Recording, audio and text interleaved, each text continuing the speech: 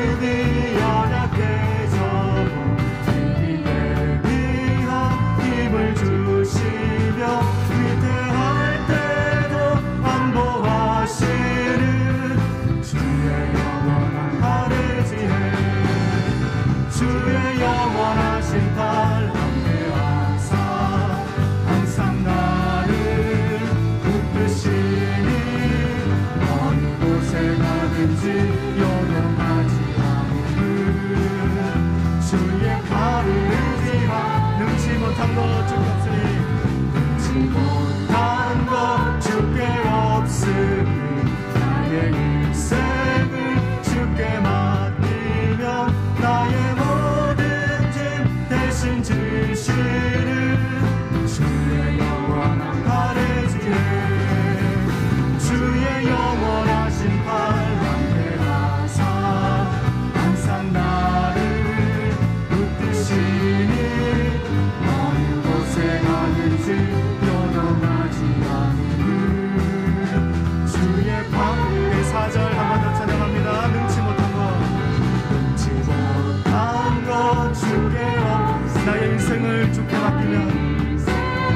주께 맡기며 나의 모든 짐 대신 지시는 주의 영원한 팔을 지내 주의 영원하신 팔 함께하사 항상 나를 붙드시니 어느 곳에 가든지 요동하지 않는 주의 팔을 의지하리라.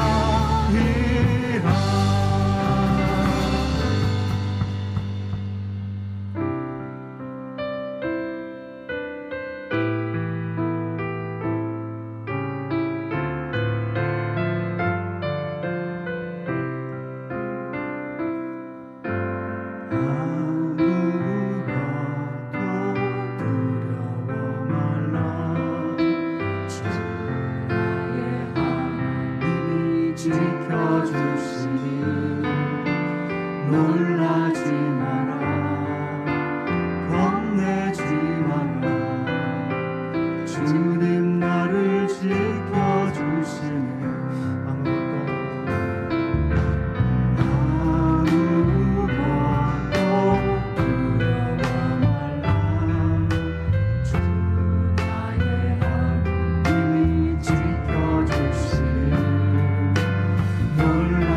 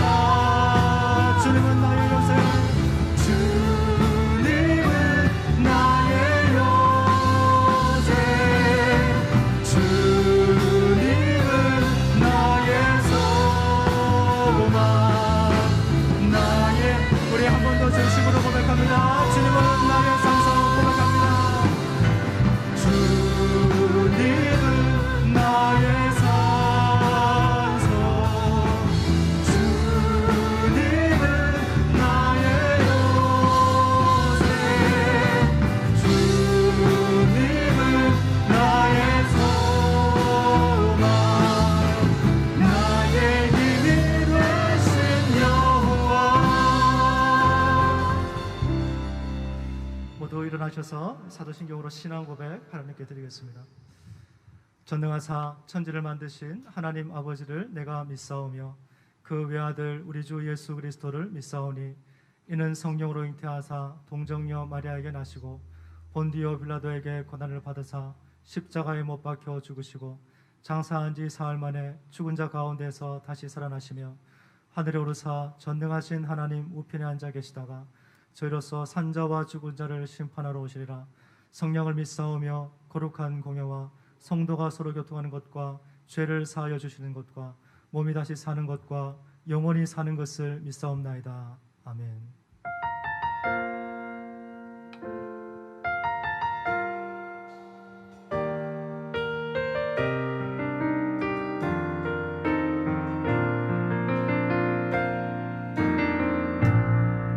하늘의 문을 여소서 이곳에 주목하소서 주를 향한 노래가 거지지 않으니 하늘을 열고 가소서 이곳에 임재하소서 주님을 기다립니다. 기도의 향기가 하늘에 닿으니 주님 임재하여 주소서. 이곳에 오셔서 이곳에 앉으소서. 이곳에서 드리는 예배를 받으소서. 주님의 이름이 주님의 이름만이 오직 주의 이름만 이곳에 있습니다. 성령 안에 예배하리라. 성령 안에 예배하리라. 자유의 마음으로 사랑으로 사역하리라. 교회는 생명이니 교회를 교회되게 예배를 예배되게 우릴 사용하소서. 진정한 구원의 날 오늘이라도 우릴 사용하소서. 우릴 사용하소서. 우릴 사용하소서. 전 모두 자리에 앉으시고 예배 위해서 다 같이 기도합니다. 살아계신 하나님 아버지, 하나님께서 말씀하시는 우리 시간 되어지기를 간절히 소망하고 아버지께서 말씀하시며 주님께 아멘으로 화답하는 생명 있는 귀한 시간 될 수 있도록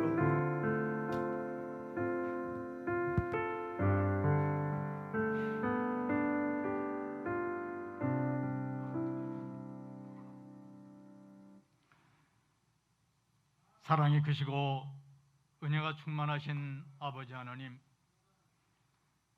저희가 무엇이건대 우리에게 거룩하시고 존귀하신 우리 주님의 형상을 입게 하시고 아무 공로 없는 저희를 주님의 자녀 삼으시고 아직도 주님 앞에 설 수 없는 죄인 된 저희를 천하보다 귀하다 하셨사오니 참으로 감사와 찬송을 올리옵나이다. 오늘 주님께서 허락하신 주님의 날, 오직 주님의 사랑과 십자가의 희생만을 의지하여 저희들 주님의 보좌 앞에 나와왔사오니 주님 저희를 긍휼히 여겨주시옵시고 살아계신 주님이 이 자리에 함께하시고 이 예배의 시종을 주관하여 주시옵소서. 온 우주의 창조자가 되시며 전능하신 아버지 하나님을 의지하여 기도하오니 주님을 사랑하고 사모하는 주님의 성도들이 주님께서 빚값지고 세우신 주님의 성전에 함께 모여 예배드리지 못하는 이 안타까운 현실을 굽어 살펴 주시옵소서. 사람들이 2년여를 지속하는 보이지 않는 미물들과의 싸움을 이어왔지만 그 과정은 우리 인간들의 능력과 지식이 얼마나 미흡하고 자연 앞에 무력한가를 보여주고 있습니다. 세상의 모든 병마와 또 세상적으로 일어나는 모든 문제들을 세상적으로 또 사람들의 지식에 의지하여 해결하려고 애쓰다가 허른 무릎을 꿇고 주님 앞에 나아오는 주님의 성도들 우리 주님 기억하여 주시고 갈 길을 예비하여 주시고 그 손을 잡아 주시옵소서.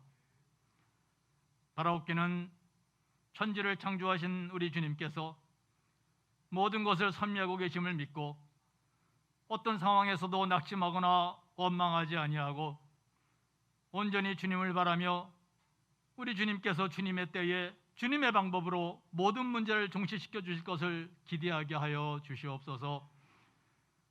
우리 믿는 자들이 먼저 코람데오의 자세를 간직하며 예수 그리스도의 피를 나누고 거룩함과 성결함을 가짐으로써 우리의 삶을 통하여 우리 주님을 증거하고 많은 사람들에게 선한 영향력을 끼치는 저희들의 삶이 이어질 수 있도록 은총 허락하여 주시옵소서.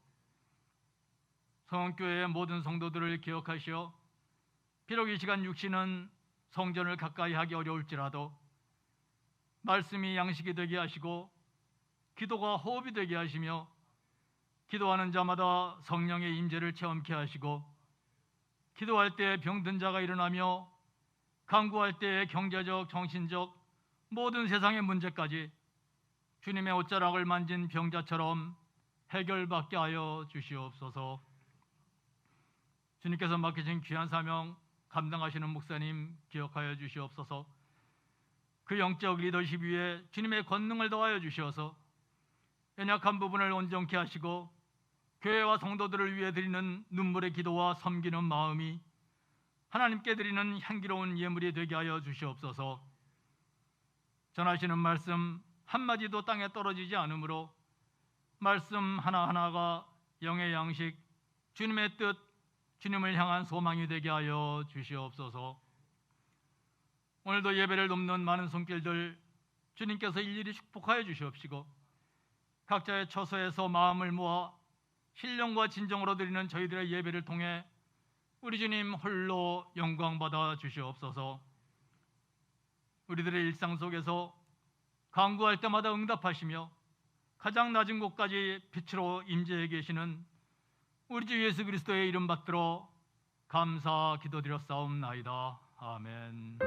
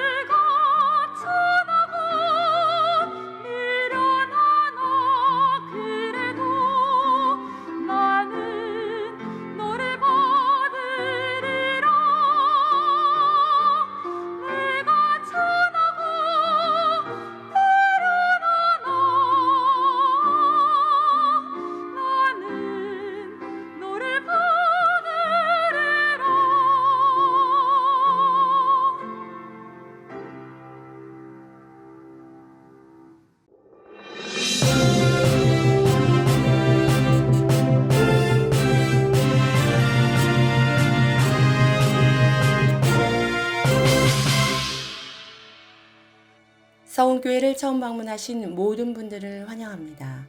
예배 후 새가족실에서 교회 안내를 받으시기 바랍니다. 예배 안내입니다.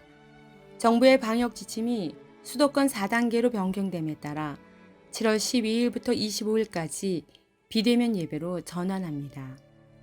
주일 예배와 금요 기도회는 온라인 예배로 진행되며 수요 예배와 새벽 기도회는 잠정 중단합니다. 생명의 삶 8호로 구입을 원하시는 분은 각 목장의 목자님께 신청 바랍니다. 온라인 비대면 예배 기간 동안 매일 저녁 9시에 나라와 교회를 위한 기도에 동참해 주시기 바랍니다. 내용은 주보 5면을 참조해 주시기 바랍니다. 하나님의 말씀 보도록 합니다. 하나님의 말씀은 마가복음 6장 45절에서 52절 말씀 보도록 하겠습니다.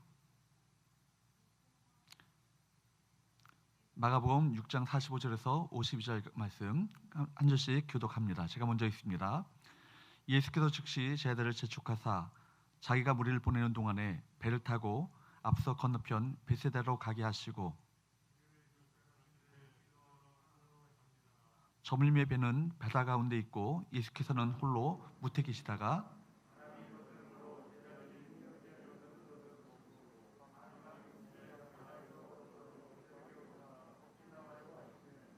제자들이 그가 바다 위로 걸어오심을 보고 유령이라 하여 소리 지르니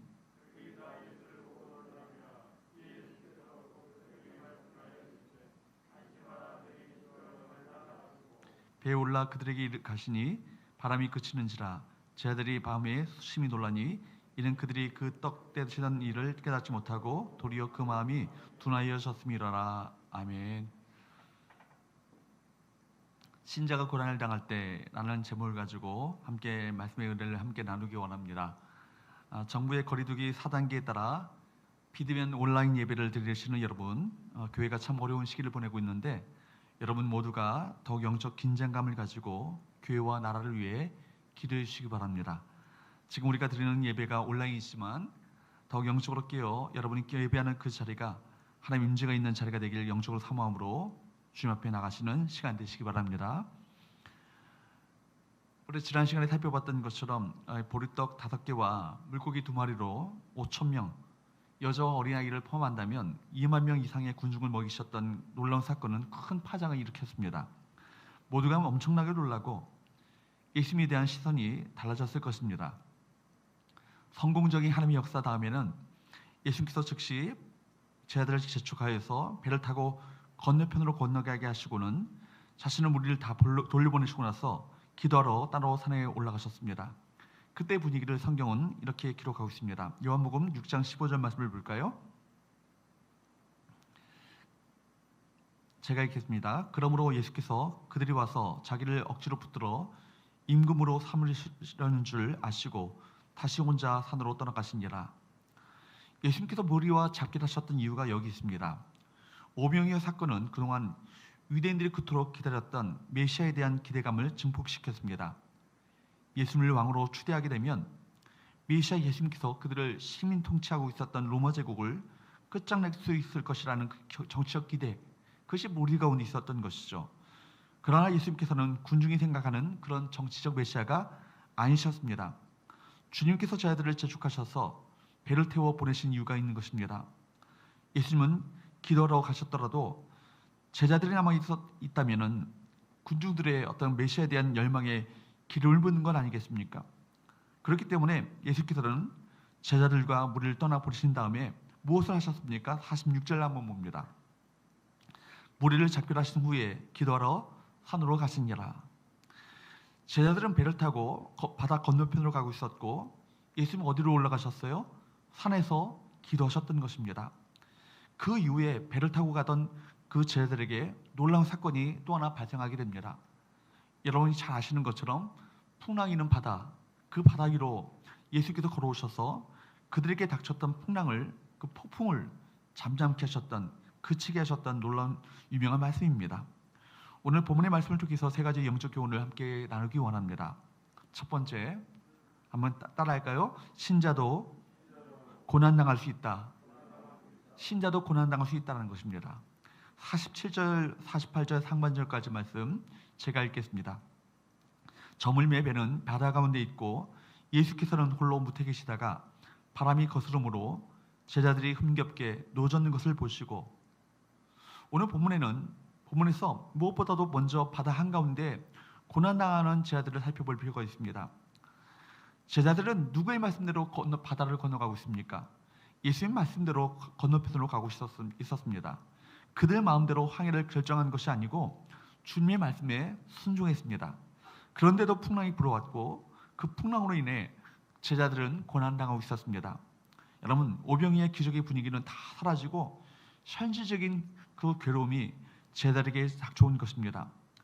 혹시 여러분들은 예수 믿고 말씀대로 살아가려고 몸부림치는데도 이런 풍랑과 같은 문제들로 고통을 당해 보신 적 있으십니까? 예수 믿지 않는 건 아니고요. 열심히 주님을 위해서 헌신하는데도 어려운 일 당할 수 있습니다. 왜 예수를 믿는데도 고난은 닥쳐올까요? 뭐라고 이 본문은 이런 상황을 그려주고 있죠.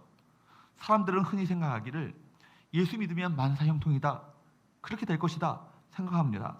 고생도 없고 축복만 받을 것이다 라고 생각합니다. 그러나 이런 생각은 오해입니다.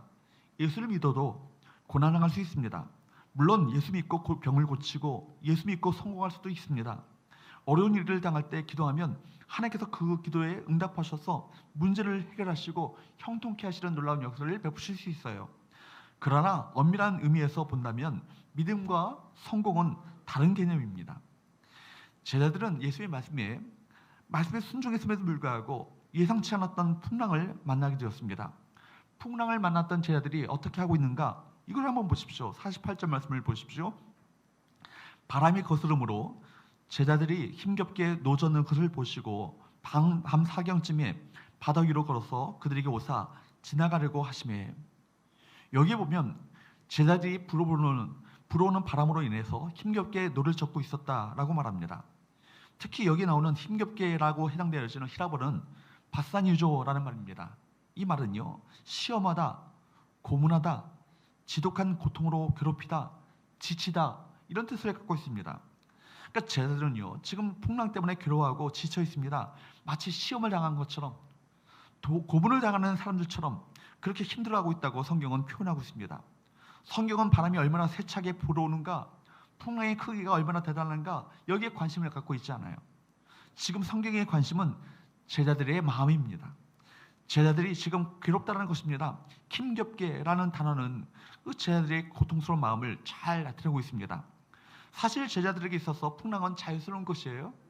갈릴리 바다에서 여러분 잔뼈가 굵은 그 베테랑 어부들에 있어서 풍랑은 삶의 일부분과 같은 것입니다.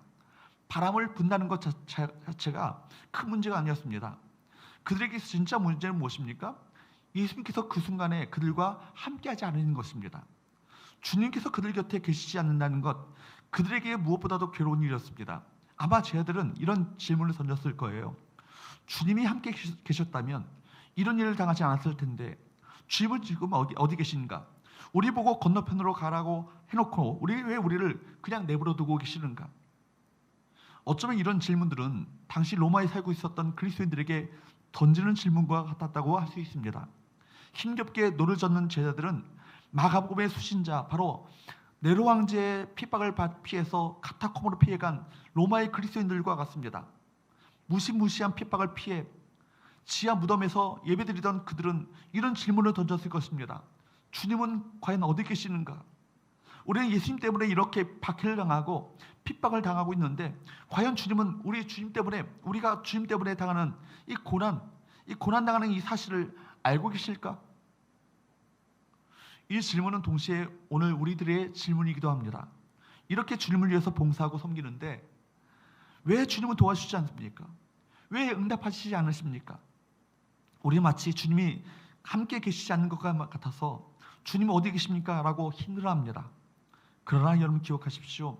오늘 우리 삶에 고난이 있다면, 우리 삶에 어려움이 있다면 주님이 우리의 믿음을 보기를 원하시는 것입니다. 믿음으로 넉넉히 이길 수 있도록 훈련시키시는 거예요. 교회 안에 있을 때는 믿음이 있는지 없는지 알 수가 없습니다. 그러나 세상에 나가 어려움에 부딪혀 보면 우리 믿음의 실체가 무엇인지 금방 드러납니다. 오병이어는 주님께서 하나님 되심을 확실하게 드러나는 사건 아니겠습니까? 그렇다면 풍랑 있는 바다에서 그들이 해야 할 일이 있다면 무엇이었겠습니까? 그들을 찾아오시는 주님을 기대하고 믿었어야 합니다. 여러분, 제자들은 주님께 대한 믿음을 놓쳤습니다. 주님께서 물 위로 걸어오실 것이라고 상상도 하지 못했던 것입니다. 여러분, 두 번째, 오늘 본문의 말씀을 통해서 함께 나누기 원하는 두 번째 교훈은요, 한번 따라할까요? 주님은 고난당하는 우리를 보신다. 주님은 고난당하는 우리를 보신다는 것입니다. 제자들이 밤새도록 어두운 밤에 풍랑과 싸우는 동안 주님은 어디서 무엇을 하셨습니까? 무엇을 하고 계셨습니까? 제자들이 보기에 그 어둠과 두려운 밤에 주님은 멀리 계신 것 같았습니다. 그토록 풍랑이 일고 제자들이 비명을 지르며 아우성을 쳐도 주님의 소리는 들리지 않는 것 같았습니다. 제자들이 얼마나 답답했겠어요? 도대체 주님은 어디 계신 것인가?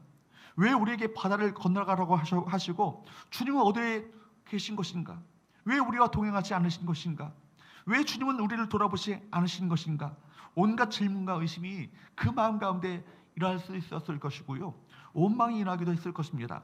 그런데 본문에서 거스르는 바람으로 인해서 고난당하는 제자들을 주님께서 보고 계셨다는 것을 우리 본문 가운데 기록하고 있습니다.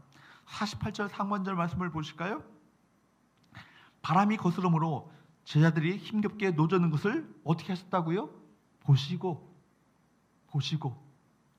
주님은 그 밤에 제자들에게서 멀리 계시지 않으셨습니다. 그 밤에 주님은 제자들을 보고 계셨습니다. 주님의 시선은 어둠 밤을 꿰뚫고 풍랑과 싸우는 제자들을 지켜보고 계셨습니다. 제자들의 괴로움을, 고통을 외면하시는 주님이 아니라 제자들의 그 괴로움을 정확히 알고 그 고난의 현장을 보고 계셨다라고 성경은 그렇게 말씀하고 있습니다. 본문을 보면 실제로 예수님은요, 갈릴리 바다가 다 내려다 보이는 산 위에서, 갈릴리 바다가 그 다 한복판이 내려다 보이는 산 위에서 기도하고 계셨습니다. 한번 이 상황을 마음으로 그림을 그려보십시오. 산 위에서 기도하고 계시는 예수님, 바다에서 바람이 거스름으로 힘겹게 노를 젓고 있는 제자들, 성경은 이 두 개의 현실을 우리에게 정확하게 보여주고 있습니다. 그렇기 때문에 어떤 사람들은 예수님이 눈에 보이지 않기 때문에 예수님은 안 계신다고 말합니다. 더 이상 우리를 돌아보지 않는다고 절망하기도 합니다. 처음 교회 1세기 그리스도인들, 그 성도들, 마가복음의 소신자들도 이 문제 때문에 고민했습니다. 사실 제자들은 3년 동안 주님을 따라다니면서 하나님의 기적을 많이 보았습니다. 어떤 병자도, 어떤 상황도 문제가 되지 않았어요. 주님이 함께 계시면 빈들도 괜찮고 높은 산도 걱정이 되지 않았습니다. 그런데 주님이 승천하시고 더 이상 그들의 눈에 보이지 않습니다. 모든 일들을 제자들이 스스로 해결해야 했습니다. 주님이 더 이상 안 계신 것 같습니다. 그러나 여러분, 주님이 그들과 함께 계시지 않는 것은 결코 아니었습니다. 성경에 보면 승천하실 주님은 하나님의 보좌 우편에서 지금도 온 땅을 다스리고 계십니다. 그리고 무엇보다도 지금도 제자들을 위해서, 지금도 저와 여러분을 위해서 어떻게 하고 계셔요? 기도하고 계십니다. 성경은 마치 본문을 통해서 우리에게 이렇게 말씀한 것 같습니다. 산 위에서 기도하시는 예수님을 보십시오. 주님이 당신들의 눈에 보이지 않아도 사실은 당신들을 눈여겨보고 계십니다. 그리고 주님은 하나님의 보좌 우편에서 당신들을 위해서 기도하고 계십니다. 이 사실을 우리에게 말씀한 것 같습니다. 사랑하는 여러분, 성경은 우리에게 이렇게 말씀합니다. 신명기 11장 12절 하반절 말씀에 보면 연초부터 연말까지 내 하나님 여호와의 눈이 항상 그 위에 있느니라. 여러분, 우리 세상 끝날까지 우리 하나님의 여호와의 눈은 항상 우리를 향해서 있다는 것을 성경은 말씀하고 있어요. 그분은 우리를 연초부터 연말까지 세상 끝날까지 항상 지켜보십니다. 우리를 향한 사랑 때문에 우리에게 한시도 시선을 떼지 않으세요. 특별히 풍랑만한 성도들의 인생의 괴로움을 보시며 기도하십니다. 우리가 그 풍랑과 싸울 때 믿음과 용기를 잃지 않도록 기도하시고 그 풍랑이 우리를 삼키지 못하도록 기도하시며 밤이 끝나 새벽이 올 때까지 보호하십니다. 때가 되면 주님께서는 호련히 그분의 영광을 나타내시며 풍랑이 있는 바다 위로 걸어오실 것입니다. 주님의 때에 우리에게 손을 내미셔서 우리를 구원해 주실 것입니다. 사랑하는 여러분, 오늘 우리는 이 사실을 확인해야 될 것입니다. 주님은 산 위에서 기도하시면서 바다에서 힘겹게 노를 젓는 제자들을 보고 계셨다는 거예요. 보고 계셨다. 지금도 주님께서는 동일하십니다. 우리를 보고 계십니다. 우리의 고통과 우리의 아픔을 주님께서 절대로 외면하지 않으세요. 지금도 보고 계시는 주님을 이 아침에, 여러분 이 오전 이 예배 시간 가운데 우리 모두가 확인할 수 있기를 주님으로 축복합니다. 세 번째 마지막으로 한번 따라할까요? 주님은 주님의 때에 오신다. 주님은 주님의 때에 오신다는 거예요. 여러분, 제자들이 밤새도록 바람과 파도와 싸우는 동안 주님은 아무런 역사도 나타내지 않았습니다. 주님께서는 정말 그들에게서 멀리 떠나신 것처럼 그렇게 보였어요. 앤드류 머레이는 하나님의 고난 가운데서 잠잠하실 때는 갑절의 축복을 준비하고 계실 것이다. 하나님께서 그 고난 가운데 잠잠하실 때는 갑절의 축복을 준비하고 계실 때라고 했습니다. 주님께서는 그들의 풍랑 속에서 세상과 어떻게 싸우는가 교훈을 받고 그들의 믿음이 훈련받기를 기다리셨습니다. 여러분, 우리가 주목할 것은 예수님께서 제자들이 고난당하는 것을 보고만 계시지 않았다는 거예요. 본문에 보면 바다 위를 걸어서 고난당하는 제자들에게 오셨다라고 말씀하고 있습니다. 48절 말씀을 한번 볼까요? 같이 한번 읽어보도록 합니다. 시작. 바람이 거스름으로 제자들이 힘겹게 노전 것을 보시고 밤 사경쯤에 바다 위로 걸어서 그들에게 오사 지나가려고 하시매, 여기에 보면 밤 사경쯤에 바다 위로 오셔서 바다 위로 걸어서 그들에게 오사 지나가시려고 하시매라고 말씀하고 있습니다. 그들이 어떤 환경 가운데 있어요? 바람이 거스르고 있습니다. 폭풍이 대적하고 풍랑이 있는 바다예요. 여러분, 인생이 힘들 때가 언제입니까? 앞으로 가야 하는데 못 갈 때입니다. 오히려 바람이 거스르는 거예요. 가야 할 방향에 바람이 우리 거스름으로 말미암아 가지 못하고 있습니다. 갑작스러운 폭풍이 우리 인생을 그렇게 만듭니다. 벌써 2년째 맞이하는 코로나가 우리의 모든 일상을 멈추게 했습니다. 전에 경험하지 못했던 일들이 벌어진 것입니다. 바다 한가운데서 폭풍을 맞는 것처럼 정말 우리의 삶이 고통 가운데 내몰려 있고 한참도 우리가 내 앞을 내딛을 수 없는 상황 가운데 우리가 몰려 있습니다. 여러분, 그런데 본문 48절 말씀에 보면 언제요? 밤 사경쯤 되었을 때 갑자기 주님께서 그들 가운데 오셨습니다. 밤 사경은요, 새벽 시간을 말합니다. 새벽 3시에서 6시 이 사이를 밤 사경이라 말합니다. 해 뜨기 직전에 가장 어두울 때입니다. 그 시간은 어둠과 피곤이 절정에 달했을 때, 그때가 아니겠습니까? 힘겹게 노를 젓던 제자들이 모든 것을 포기하고 싶었던 시간, 그 시간이 바로 밤 사경입니다. 그런데 바로 그 위기 시간에 주님께서는 제자들을 찾아오셨습니다. 그것도 바다 위를 걸어서 오셨어요. 왜 주님은 좀 일찍 오시지 않으시고 밤 사경쯤 되었을 때 그때 오셨을까요? 풍랑이 막 시작됐을 때 진작 주께서 오셨으면 고생도 안 했을 텐데, 우리는 주님께서 빨리 오시는 것이 좋다고 말합니다. 그러나 여러분, 주님의 시간표는요, 우리의 생각과 다르다는 것을 여러분 아셔야 합니다. 주님께서는 언제나 정확한 시간에 오십니다. 주님의 때에 정확히 오십니다. 때때로 우리가 원하는 시간과 주님이 오시는 시간은 다를 수 있습니다. 하나님의 시간이 느린 것처럼 보일 수 있습니다. 그러나 여러분, 아니죠. 가장 정확한 시간에 오십니다. 갈라디아서에 보면 때가 참에 결정적인 그 카이로스, 그 시간에 그리스도께서 주님께서 오셨다고 말씀합니다. 때가 되었을 때 하나님께서는 역사하십니다. 우리가 기도를 막 시작했을 때 응답하실 때도 있어요. 그러나 어떤 경우에는 10년 동안 절망하지 않고 기도했을 때 응답하실 수도 있습니다. 어떤 사람은 평생 기도했는데도 응답받지 못하고 죽고 난 다음에 응답받을 수도 있습니다. 그러므로 우리는 하나님의 때, 하나님의 시간을 신뢰하고 기도함으로 기다릴 수 있어야 합니다. 믿음이란 어떤 의미에서 기다림을 의미합니다. 혹시 여러분은 물에 빠진 사람을 언제 건지는지 아십니까? 구조대원들의 이야기를 들어보면 물에 막 빠져서 발버둥 칠 때 건지지 않는다고 말합니다. 물에 들어갔다가 나왔다 몇 번 하고 이제는 힘이 다 빠져서 더 이상 스스로 고개조차 물 밖으로 내밀 수 없을 때, 그때 구조대원들이 들어가서 건져낸다는 거예요. 만약에 힘이 남아서 발버둥 칠 때 들어가면 살아나려고 구조대원을 꽉 움켜잡으로 말미암아 두 사람이 함께 죽을 수도 있다는 거예요. 아직 하나님께서 응답하지 않으시는 것은 하나님께서 기다리고 계신 것입니다. 우리가 더 이상 발버둥 치지 않고 다 포기하고 주님만을, 오직 주님께만 소망 걸고 주님만을 바라볼 때를 기다리고 계신 것이죠. 본문에 보면 주님께서는 제자들에게 가장 필요한 시간에, 가장 적절한 시간에, 결정적인 시간에 오셨습니다. 그것도 물 위로 걸어서 오셨습니다.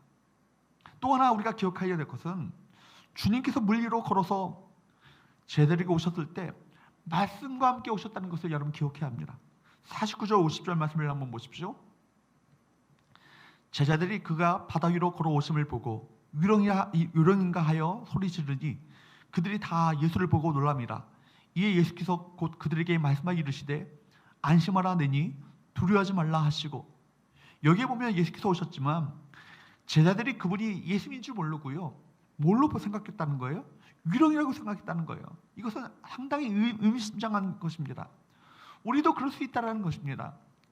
제자들에게 오셨던 주님께서는 그때 제자들이 믿음으로 반응하길 원하셨어요. 그런데 그들은 어떻게 반응했어요? 49절 말씀을 다시 한번 보십시오. 제자들이 그가 바다 위로 걸어오심을 보고 유령인가 하여 소리 지르니, 두려움에 떨고 있습니다. 예수님께서 돌아오시러 오셨는데 그들은 유령이라고 생각하며 그렇게 난리가 나는 것입니다. 여러분, 위기 순간에 주로 사람들은요 착시 현상을 일으킵니다. 사물을 정확하게 보는 눈이 사라져버린 거예요.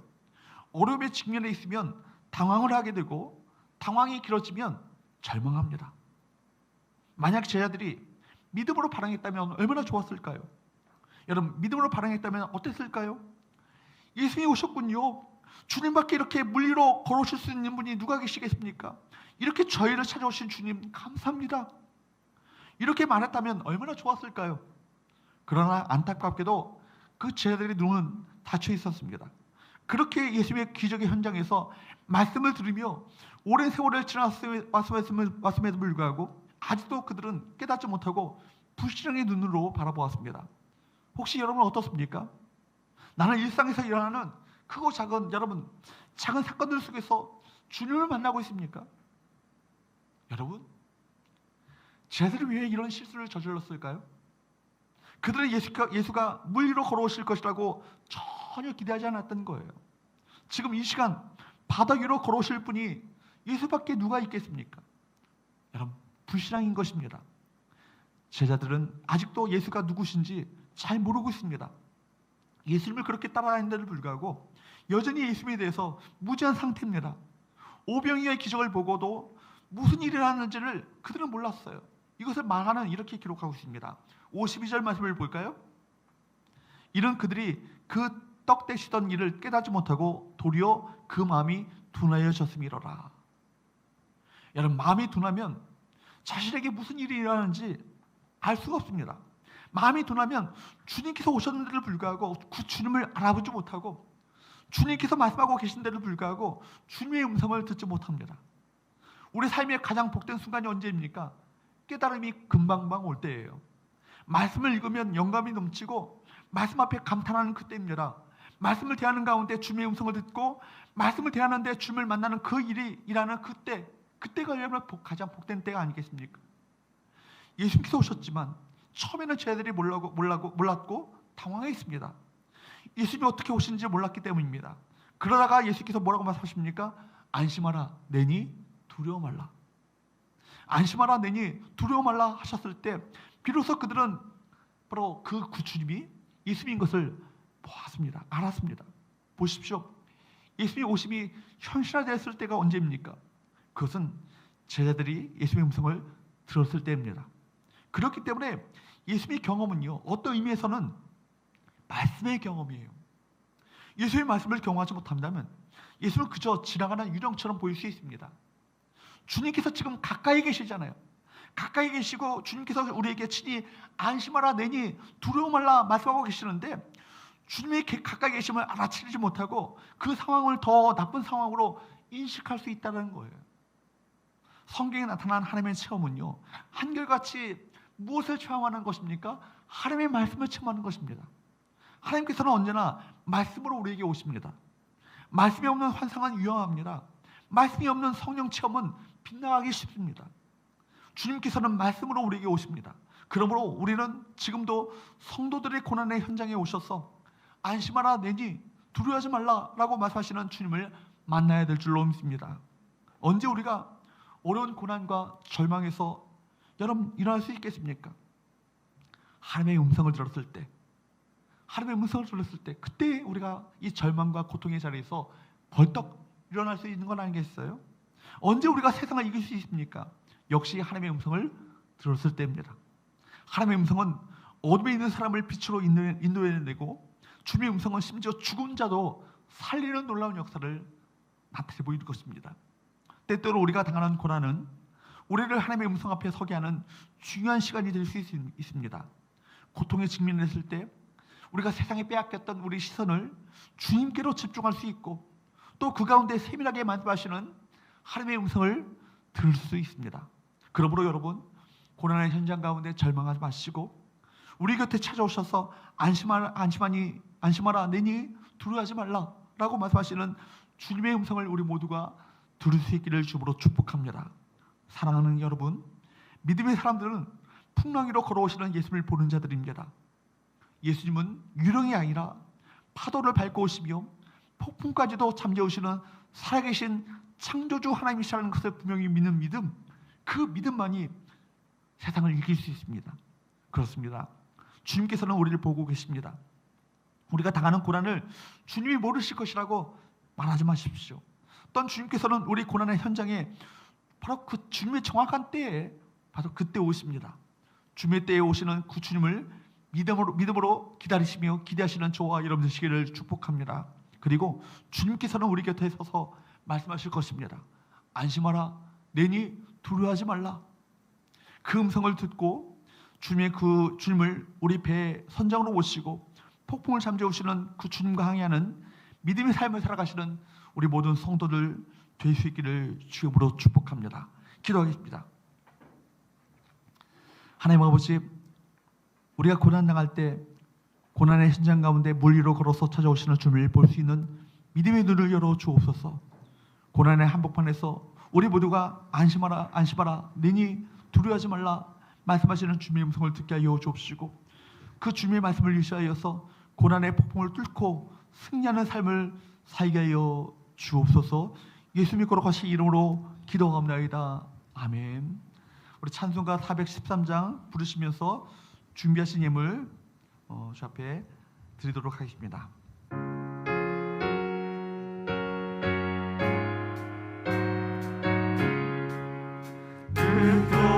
평생에 가는 민수는 가나요 의전처럼 같은지 은풍파로 무섭고 어렵든지 나의 영혼은 늘 걸어가 내